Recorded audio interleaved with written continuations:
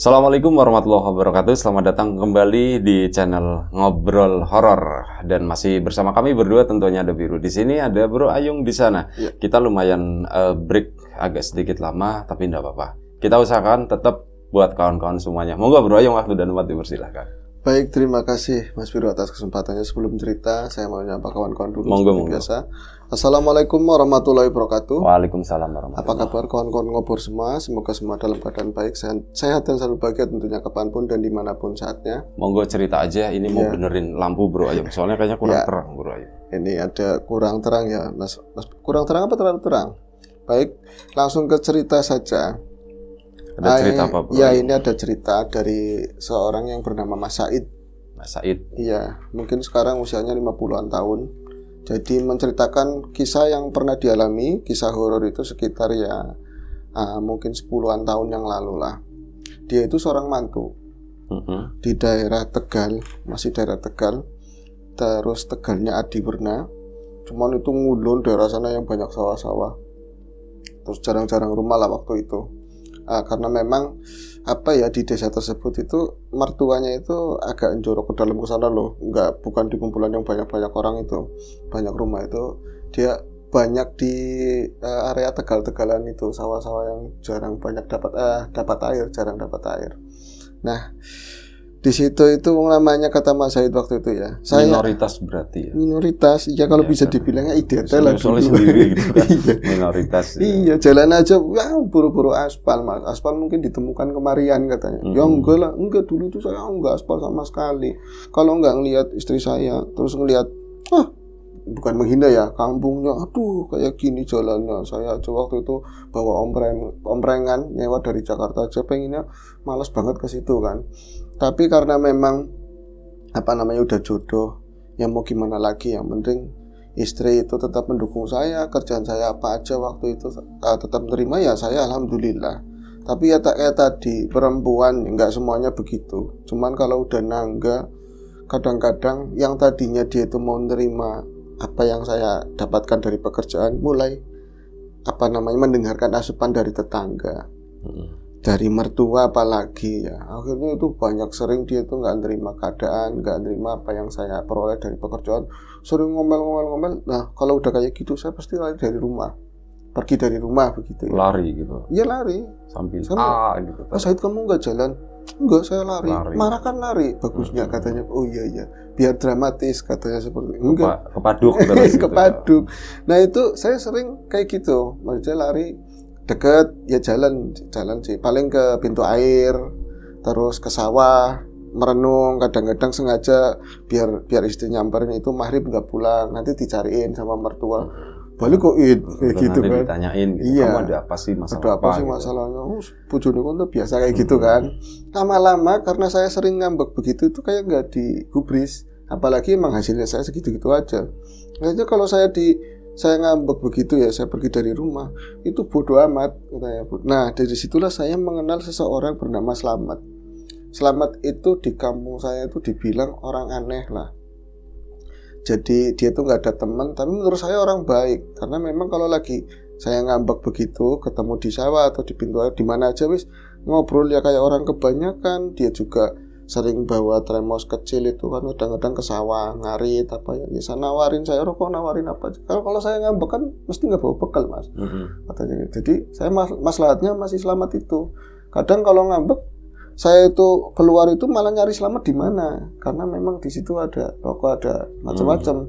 Akhirnya di situ sering saya ketahuan sama mertua, terus orang-orang lain bilang begini pada saat saya itu keluar, kamu jangan deket-deket sama Slamet kayak wong aneh. Anehnya gimana, orang kayak orang dilihat umurnya pira, dilihat umurnya berapa, umurnya itu mau 50-an tahun. Nah yang gak ada aneh 50 tahun ya kan, itu bukannya dia ini, tapi nggak punya istri sampai sekarang, itu dia nggak ada keinginan menikah atau apalah seperti itu. Emang iya katanya nggak nikah sama sekali. Terus sering kadang-kadang ngomong sendiri katanya seperti itu. Kamu jangan terlalu deket, takutnya deket kamu dibawa ke rumahnya Slamet katanya. Iya, nanti kamu kegawa kendir. Terus pakai citra gitu. Pakai bris. Yang enggak maksudnya nanti ke bawah stres katanya. Iya. Ya takutnya laki sama laki kan berbahaya gitu kan. Nah, suatu ketika memang saya kata si Said, saya sering ditawarin, dia itu mendukung loh dengan istri yang kurang baik kayak gitu. Mungkin dia karena nggak punya istri ya, turun aku beneng, terus tidur di rumah saya aja kalau ngambek, nggak bakal ada orang yang berani masuk katanya. Emang iya, katanya di rumah itu bahkan Pak RT petugas Yaumi dulu ya, nggak ada yang berani. Petugas Yaumi. Iya ada Yaumi ya dulu. Sekarang masih ada katanya. Ada tapi palsu. Palsu. Iya nggak tahu, palsu sih mungkin. Komik gitu ya. Iya cenderung palsu. Terus itu nggak ada yang berani nyamperin ke situ. Satu ketika saya ngambek Mas Ayu, ngambeknya parah. Karena apa? Ya saya dituduh ada nyolong ayam tangga. Karena memang tadi ya perolehannya segitu. Jadi pantas ayamnya itu bulu-bulunya ada di samping rumah saya. Oh itu gaweane pasti. Mertua juga ngomong begitu. Didolnya di mana dijualnya. Paling benjaran kayak katanya kan kesini. Saya demi Allah semua tetap aja nggak ada yang percaya. Akhirnya itu saya kabur, ketemulah si Slamet. Terlalu it katanya seperti itu. Turun aku turun tidur di rumah saya. Saya akhirnya nurut. Tapi bukan langsung ke rumah karena waktu itu masih sore. Saya ngebantuin ngarit dulu di sawah. Bantuin ngarit. Nah sampai memang bawa arit. Ya enggak lah, bantuin ngobrol. Setelah itu yang ngarit sih Slamet. Iya Slamet tetap bantuin ngobrol, nemenin kayak gitu kan. Terus bener kata orang, Slamet itu nggak ada waktu duhur, asar nggak ada. Kalau belum gelap, bener-bener Allahu Akbar, bahkan lebih gitu ya azan itu baru pulang. Jadi dari sawah itu mungkin 6:30 itu baru kembali, baru pulang ke rumah. Nah saya nututin aja lagi kayak gitu kan, mending saya ada teman. Terus orang ngomong jangan ke rumahnya, bodoh amat, saya mau gila sekarang juga udah stres katanya dengan pikiran-pikiran yang ada. Pas masuk ke rumah, itu kan rumahnya ya kebun pisang semua, punya Slamet. Pisang-pisang yang mahal-mahal itu, Bi. Nah terus saya itu ada selurukannya Mas. Apa sih ya? Jadi itu rumah kuna, bahkan setengahnya sana itu geribik anyaman bambu gitu. Rumah gede banget yang banyak profilan lonjol-lonjol itulah. Nah terus lampu nih bisa kayak lampu nih ayam. Saya nggak pernah lewat malamnya itu. Kiyip banget kayak ya, kebangetan irit lah. Kiyip banget. Jadi sintro, kelihatannya sintro. Saya masuk baru di seluruhkan aja itu ya. Itu aja lampunya pakai baterai kayaknya. Pakai baterai kayaknya. Kalau enggak dari itu kunang-kunang. Enggak ini enggak lucu. Terus akhirnya naik saya di itu kan di tadi teras-teras yang berundak itu saya ngikutin si Slamet itu. Buka kuncinya lama banget, kocak kayak dia itu baca apalah sih. Jadi ada kedengaran sumis gitu, tapi saya nggak bisa nyerna itu bahasa apa. Terus dibuka pintunya sereng, pas dibuka rakat gitu ya dari dalam saya itu bisa dingin banget di dalam, dingin banget rasanya. Pakai AC berarti Slamet pakai AC. Wah Slamet pakai AC, pantesan nawarin saya iya. Sana. Pasti kasurnya dari juga pagi bagus. dinyalain terus. Iya gitu. dinyalain terus. Pas saya masuk ke dalam, buset, ternyata nggak disetel lampunya, masih gelap kan, disetel ceplek padang, terang nggak yang kayak di luar. Disitulah saya bisa melihat kayak di dimensi yang berbeda kata si Said. Lebaynya seperti itu. Bisa nih Mas, kenapa rumahnya seperti bagus itu? Gitu. Bagus di dalamnya itu maksudnya ornamen lama tapi terawat banget loh. Lampu gantung yang bagus, kotak kastok yang memang masih bagus semuanya lah. Sama meja-meja jati yang ada ukirannya. Sugih kayak orang-orangnya. Jangan-jangan dulu itu sugih ini dari keluarganya. Rumah. Iya, kaya ini keluarganya. Akhirnya saya pas masuk di situ, Mas Slamet, rumah apik banget. Biasa katanya di situ. Tapi ada keanehan, Slamet itu rewel di luar rumah saat ngarit. Saat masuk rumah itu jadi sosok yang nggak mau ngomong blas, jadi diem banget. Jadi nggak ada sapaan-sapaan sama sekali. Saya jadi canggung kayak orang lain. Dia kayak ada takut, tapi takut kenapa nggak tahu. Terus dia begitu aja masuk, saya ngikutin terus. Pas dia mau masuk ke kamar, di ruang tengah apalagi itu ada perabot-perabot kayak kaca-kaca yang gede banget, kaca kuna lah kayak gitu ya. Terus bupet-bupet yang isinya kayak orang dulu kan sering naruhin barang-barang yang bagus-bagus di dalam bupet itu yang katanya kelihatan dari luar itu loh, buat pamer biasanya. Keramik guci-guci itu banyak banget. Pas dia mau masuk kamar, saya mau ikutin. Dia tuh nggak ngomong, cuma didorong begini loh, kayak bukan teman. Aja melu katanya seperti itu, tapi nggak ada suaranya. Nyongpan muda gitu. Jangan muda, didorong begini. Aduh, Slamet menyakiti perasaan kan ya. Saya cuma nunggu. Akhirnya saya improv karena belut pipis. Saya ke belakang. saya belakang Mas. Nah itu ada kamar gede-gede banget, banyak kamar lah di situ. Dan ada satu kamar yang saya pikir itu kayaknya nggak ada pintunya, emang gelap sih. Saya raba begini, cuman kusen doang, nggak ada pintu. Kamar lega banget. Apa ada yang nongkrong apa bukan ya? Sampai ngeliat ada yang nongkrong bener, bukan berdiri nongkrong, tapi kan kelihatannya hitam doang. Kayak orang apa bukan ya? Jangan-jangan Slamet punya saudara di dalam. Saya nggak mikirin setan sama sekali. Saya lagi kacau, saya juga banyak dirasuki setan, kata Said kan. Dia nyadar pas sudah pintu terakhir, baru sompongannya luas banget. Masih ember yang kerekan itu, sumur yang ada katrolnya. Saya di situ langsung kucur awagan sambil berdiri. Pas saya lihat, aduh kolamnya nggak ada isinya. Saya kan jadi sininya masih melurut, saya langsung nimba air, ternyata dalam banget. Tapi yang aneh ketika jelem satu kok bunyinya lebih, ada bunyi jelem kayak kita mainin itu padahal sekali. Gema kali, ya mungkin Mas. Karena saya pas sudah siramin itu, saya naikin celana ke atas, saya dengar dari depan kok ada orang nangis. Itu sekitar mungkin jam 8-an lebih, ada orang nangis, gerung-gerung nangisnya itu benar-benar kayak bocah kecil. Saya langsung ke depan kan. Lo kan Slamet, masa Slamet nangis? Ternyata itu dia posisinya sholat. Posisinya ya habis sholat gitu ya, pakai pecit, pakai apa. Tapi saya kan kayak gini ya? Iya, kayak gitu. Bajunya sama, sarungnya juga itu. Terus, tapi kan harusnya dia kalau sholat ada acara wudhu segala. Mandi dong. Mandi harusnya. Tayamum. Iya, mungkin daya tayamum sakit parah gitu. Dia kalau habis ngarit, becek-becekan. Bahkan saya itu nggak ada yang bertelanjang kaki semua. Itu ada beletnya, ada kotoran tanah-tanah sawah gitu ya. Kenapa sholat? Kok nggak wudhu? Kan saya duluan yang ke belakang. Kok Slamet nggak wudhu?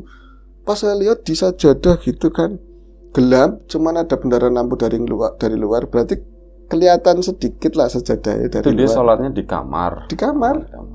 Itu posisinya udah bukan dari posisi sholat lagi. Mungkin perkiraan saya orang ada sajadah bagian berarti sholat. Ya itu lagi nangis kayak gitu banget.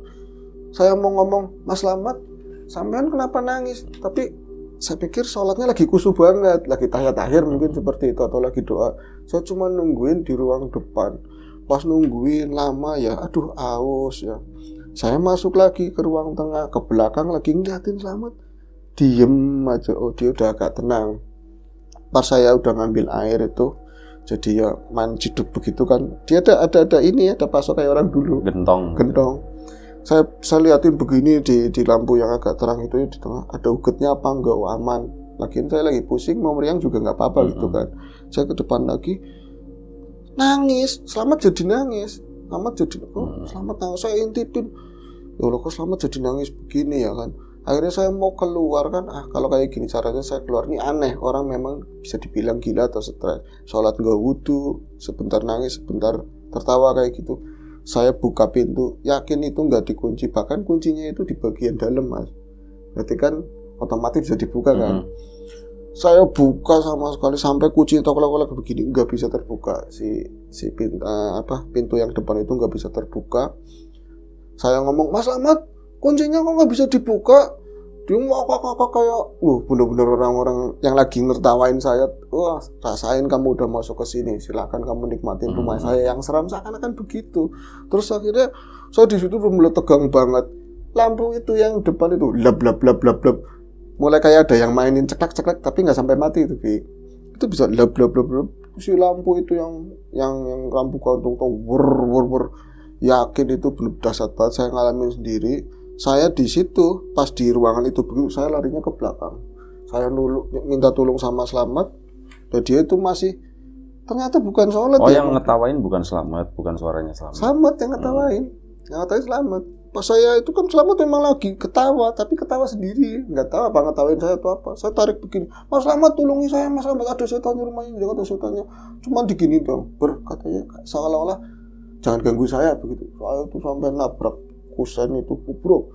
Wah, sakit banget. Saya mau lari ke depan lagi, lampu masih muter. Saya buka pintunya nggak bisa, saya larinya ke belakang. Pintu belakang mungkin tujuan akhir ya, bisa dibuka. Tapi saya kepaduk sesuatu itu setelah pintu yang bagian terakhir itu mau kesompang. Jadi bagian terbuka itu, karena ada tinggi begitu, saya kepaduk. Pas itu saya jatuh, itu ada tonggak 2 di lantai. Lantainya udah ini Mas amburadul lah, kayak udah tanah, banyakan tanahnya daripada restorannya. Dup, itu di kepala saya mungkin benjol atau berdarah. Isi apa ya, saya gereyang-gereyangin begini, ternyata itu tenger. Tenger ya mungkin perkiraan saya tenger Nissan. Karena apa, dari bentuknya itu ada ininya, ada motifnya begitu kan. Toyota.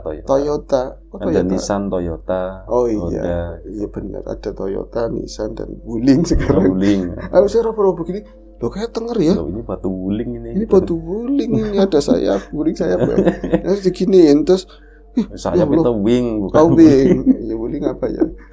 Tapi logonya ada sayap gitu ya benar. Iya benar. Kita jadi ngomongin mobil. Kan mau beli kemarin terus gak jadi. Saya pikir setelahnya banyak banget. Terus saya giniin Mas. Ya Allah, ya kuburan. Ini kuburan, ini ternyata kuburan. Pas lagi ngeraba-raba begini, Bu Slamet itu pindahnya kapan? Tahu-taunya di pintu belakang lagi meteng-teng begini. Wah, ngaji mau apa terserah katanya. Mau ngaji mau apa terserah. Aku ini kuburan. Wong saya aja itu dari perkiraannya cuman kuburan, malah dia ngomong itu kuburan. Mau ngaji, mau jengking, mau minta nomor terserah katanya begitu. Mau minta supaya bojone mati ya terserah katanya seperti itu. Oh saya ketakutan, bukan cuman karena keadaan rumah dan tadi yang aneh-aneh, tapi justru sama si Slamet sendiri. Saya bisa dibantai. Pikirannya begitu kayak film-film yang serem-serem. Mat aja mat, sumpah mat, tolong ya aku mat, jangan mat, saya mau keluar mat. Kenapa kunci itu nggak bisa? Pintu itu di depan nggak bisa orang bakal bisa, bentuk katanya seperti itu. Saya udah kayak bocah kecil.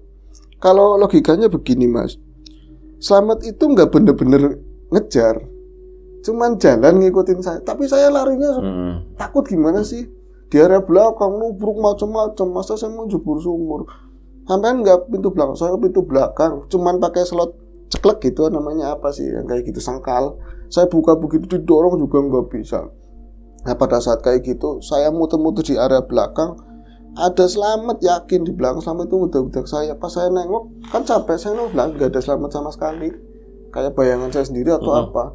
Itu saya akhirnya ngeliat ke depan, berarti dari pintu yang terakhir itu ke depan ke sana, itu nerowong gelap semuanya dan gak ada lampu satupun yang nyala. Cuman di ujung sana saya ngeliat, mungkin kayak sekarang itu saya ngeliat sekarang kan ceritanya kemarin itu di video shoot yang namanya model kayak bayi bajang atau apalah gitu. Makhluk itu merah cuman kecil. Tapi di ruang paling depan sana loh, mungkin di ruang tamu. Dia itu cuman berdiri aja begitu, enggong begitu. Merah semua, orangnya merah semua. Enggak tahu, enggak jelas, yang jelas kayak mungkin bocah kecil 2 tahun lah segitu. Dan itu enggak ada siapa, cuman dia aja, dan suaranya yang ketawa mungkin itu, tapi suaranya Slamet. Wow gitu. Saya benar-benar ketahuan, tolong, saya minta tolongnya ke Slamet, bukan ke siapa-siapa. Memang di rumah kawan saya kan Slamet itu nggak ada sama sekali. Akhirnya saya ke belakang lagi Mas, itu pintu saya kotak-kotak nggak bisa, tahu-tahu nggak, itu di luar nalar ya, di samping saya, di belakang sini saya ditepuk, plek, ada orang pakai peci kayak situ lagi, ya pakai peci, bapak tua, tapi itu kan masih muda ya, bapak tua, yuk melu mbah, bisa dibuka. Akhirnya pintu itu coba buka maning, dibuka lagi, bisa keluar sama mbak-mbak itu. Saya nggak kenal, dari perjalanan sampai sekarang itu siapa saya nggak tahu. Yang jelas pintu itu dibuka, dan makhluk itu ketika saya keluar di pintu itu, makhluk itu lagi mencoba nyelos keluar begini kan, keluar. Itu ternyata pas sudah deket, nggak cuma satu, banyak banget di belakangnya dan main keluar. Tapi kayak ada tabir begini loh. Saya nggak bilang ada cahayanya, tapi yang nabrak duk nggak bisa. Orang bakal bisa katanya. Ayo metu. Saya keluar, di belakang itu belumbangan, langsung jatuh. Tahu-tahu pagi saya udah sama mertua, ada mertua gitu loh. Dikompresin gitu, selus di belumbangan itu. Di belumbangan. Masih di situ. Ramai lagi. Saya malah dibully habis-habisan katanya. Saya cerita di dalam begini-begini, nggak ada yang percaya. Slametnya sendiri. Slametnya nggak ada, dan malam itu katanya nggak pulang. Slamet itu dari kemarin katanya ke saudaranya di Jawa Timur. Nggak tahu. Nah, pas saya cerita itu ada satu orang yang percaya. Itu Mas, yang itu ya ada yang ngomong jangan ke rumah itu apalagi sampai masuk gitu. Dia itu tahu riwayat rumah itu. Jadi pernah suwung puluhan tahun, dan pernah ada yang nempatin sekeluarga dengan 8 atau 9 anak. Bapaknya meninggal, ibunya berarti suaminya meninggal, bapak ibu lah ya, anaknya 9. Jadi bapaknya meninggal, nggak lama Dia udah nempatin tua rumah itu. soalnya. Iya udah tua. Anaknya 9 udah. Iya udah tua, mungkin meriang gitu kan. Ibunya stres, logikanya kehilangan Iya, bapaknya. kehilangan bapaknya, pusing lihat Pusing. 9 anak gitu. Iya, nggak lama ini yang 9 satu meriang lagi, stres. Stres. Karena ngelihat adiknya itu banyak. Iya, stres ini ngasih makannya gimana? Ngobrol bebas aja. Mm-mm. Adiknya lagi ada yang jadi sekolah, terus ada yang mau ceritanya mau jadi pemain bola, terus katanya nggak kepilih, stres lagi. Stres lagi. Yang nomor 3 berikutnya kesananya ada yang jadi ustadz, galak banget, mentok galak tukangnya beti murid. Dulu kan pakai plak boleh, ya kan terserah gurunya, yang penting bocah nurut. Itu juga nggak lama nggak pernah berangkat, stres lagi, dan yang terakhir tinggal selamat itu. Jadi kayak rumah kutukan kayak gitu lebih. Sorry, maksudnya saudaranya itu mati semua. Iya mati semua, akhirnya mati semua, dan itu terakhir tinggal selamat. Dan berapa kali ditawar ke orang, nggak ada yang mau rumah itu. Bahkan ya tadi RT aja nggak berani masuk. Selamat nggak stres ya, tapi stres juga. Dia stres kayak gitu. Dan konon kata yang cerita sama si Said itu udah dipager sama mbah-mbah buyut yang pinter lah dulu, zaman kewalian apa-apa. Bisa tanya di situ aja. Nggak keluar. Kalau sampai keluar bisa ya nimbulin hal nggak bagus di luar rumah kayak gitu. Lah itu mereka konon itu yang merah-merah itu apa, bro? Nggak ada penjelasan. Tapi itu salah satu yang borokso di situ lah. Yaitu. Lah itu kuburan siapa?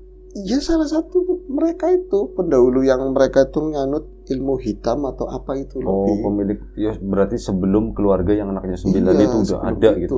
Iya, jadi pokoknya jangan sampai orang masuk ke situ, katanya seperti itu. Jadi ya kayak Selamat, dia itu di luar hukum dan lain-lain, terserah, bebas. Padahal itu bisa aja makam kucing gitu kan. Iya. Makam kucing dipanjangin gitu kan. Iya. Jadi Dan kayak gitu. orang-orang berpendapat katanya nanti juga Selamat mati sendiri katanya. Ya itu pasti, semua orang kan pasti. Iya, gitu. Dan ceritanya logis banget ya logis sebenarnya. banget. Jadi tadi meriang meninggal karena tua.